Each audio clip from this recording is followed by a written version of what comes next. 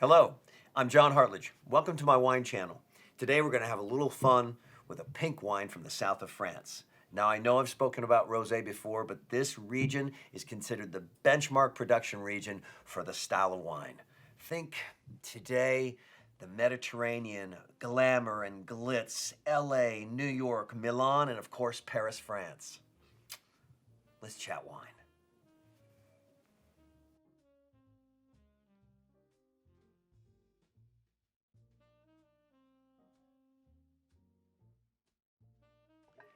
So, as I said, glamour and glitz. So, I really was interested in trying this bottle with you today because first of all, I'd like to taste it.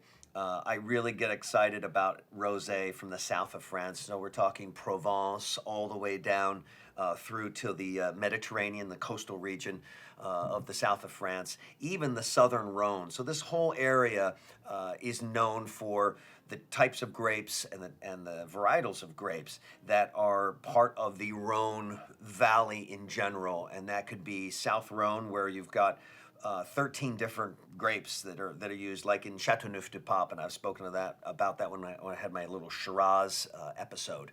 But the south of France with 4 different white grapes, 9 different red grapes, and this one in particular, 2 very common grapes, Grenache and Cinsault. It's mostly Grenache with a little bit of Cinsault, but like I say, that's 2 of those 9 of those red varietals. But the plain, if you go to this website, it's actually not listed under Très Chic.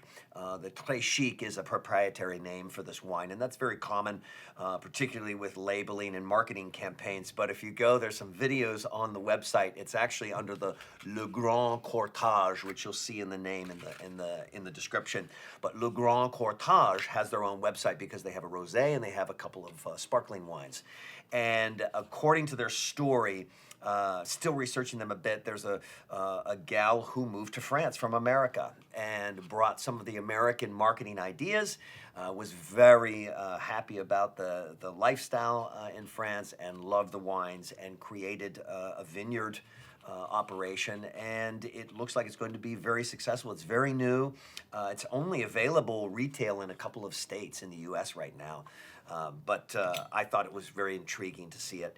And if you go there, the videos have a couple of, I wouldn't say scantily clad, but artistically bathing suited models having a picnic with their rosé. It's a very attractive video for anyone, but you feel like you're at, when you're watching the video, it's like it's almost a promo for a Paris glamour show. It's really kind of fun. So that's common, and there are so many wines in the market that you've got to find a way to market, sure. So I want to see if the wine can back up what was beautifully presented on their videos. And I will get to, in a moment, to why there's a banana on screen and, of course, my coffee. But let's pour a little of this and take a smell. I'm going to put this here so we can still see it on the camera. Oh, yeah, it's very vibrant, aromatic. Coming out of the glass right away with a little swirl, just a little swirl. That's why it's so funny when I have a guest who wants a wine filled up to the top, so they won't have to, come back and get more as often. I always think, okay, well, you must know the wine, or you just want to have the alcohol. Wine is so different than that. Wine is it's different than just a beverage. It's a beverage that evokes so many interesting feelings and emotions and conversation. It's more artistic. So I never want to fill a glass up to that. And that's why you get a little bigger glass so you don't have to go all the way to the top. You have plenty of room to swirl. You aerate the wine a little bit. The aromatic comes up and you can actually smell and start to taste it a little. So the banana. There's an old saying in wine, you buy on fruit and you sell on cheese. Cheese will make almost any wine, even a bad wine, taste pretty good because of the creaminess, and it coats your palate. You can't taste as well. And look, wine and cheese are beautiful together. But if you really want to evaluate a wine, even more so than a cracker, a little banana is a great starchy fruit. Apples can sometimes get a little bit tart and can affect your taste buds in a way to negatively contrast with even a good wine.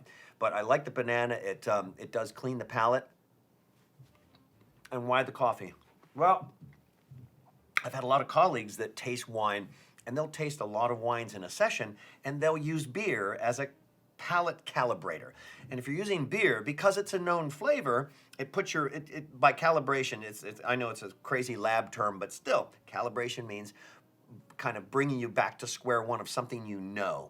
So then when you try something you're not familiar with, you can evaluate it more clearly. But if you have too many tastes and you're calibrating with beer, there is alcohol in beer, and you end up not really being able to think properly. You may, get a little bit tipsy. It's not good when you're really trying to evaluate a wine, particularly for whether it's for guests, for your family, or for your own purchasing. So I use coffee. I know what is going to be in my coffee. I try not to use a lot of dairy product in it, just a nice coffee flavor, maybe almond milk, something that gives it the texture I like, but I know this flavor. So this calibrates my palate. So I know, okay, there's a little smokiness, a little earthiness. Good. A little banana, cleanse up. Back to square one. So I read one review that said there was some watermelon aromatics, some more delicate, maybe strawberries. I'm getting just a nice, lightly fruited aromatic. And rosés today, well, classic rosé has always been a dry wine. But what was usually on the market was white Zinfandel, or a sweeter blush, which the California market created in the 70s when they had so much dry red Zinfandel. Cabernet got so popular, all of a sudden, what are we going to do with these extra Zinfandel grapes?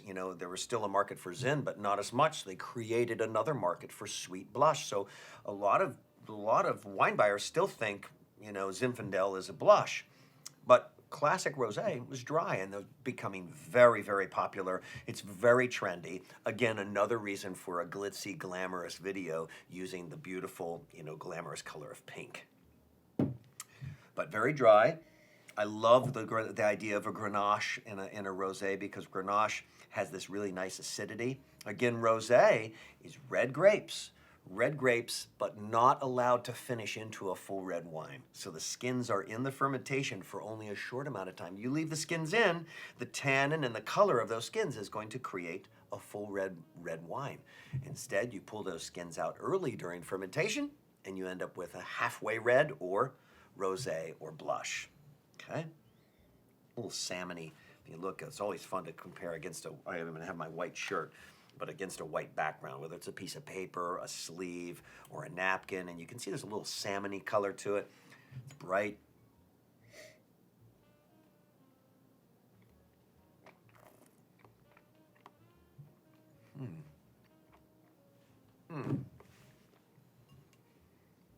Wow. So I chewed the wine a little bit rather than just swallow, because it's dry.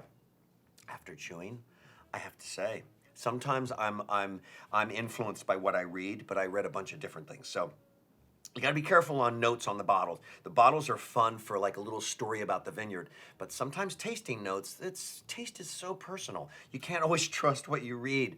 But I have to say, watermelon and strawberry, particularly the strawberry, really just came, I must say, almost banging through. Now, I haven't tasted a rosé that's had this much strawberry, and you get these little essences, white strawberry, dry strawberry, and you hear these terms, but there really is a beautiful little raspberry strawberry essence in the actual flavor on the palate.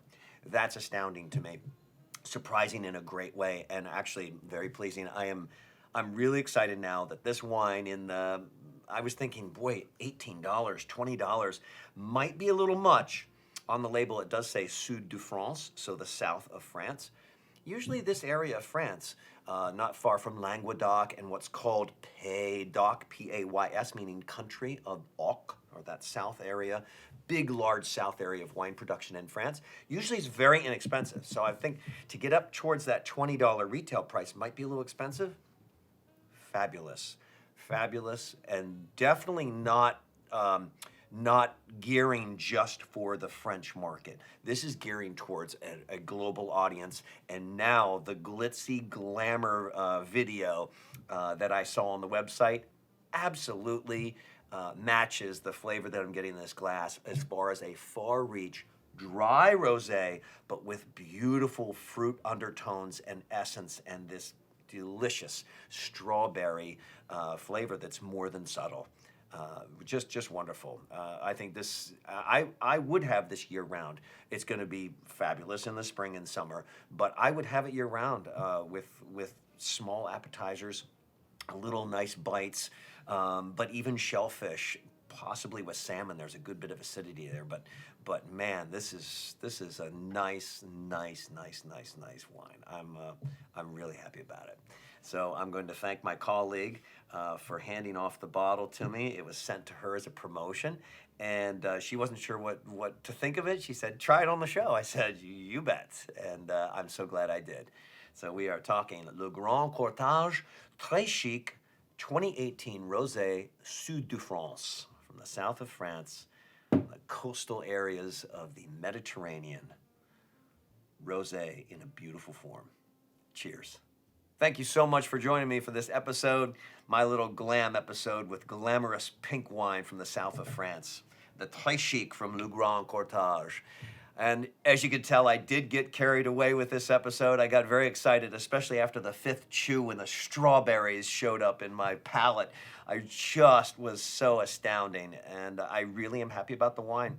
Listen, there are 3 keys to this. You want to sip, you want to subscribe, and you want to share. Let's keep this thing going. So subscribe, hit that bell, and you'll get a notification when the new episode comes up. You won't miss anything. And please come back and join me for another episode. Let's chat some wine. Let's chat wine. Got to do the right name.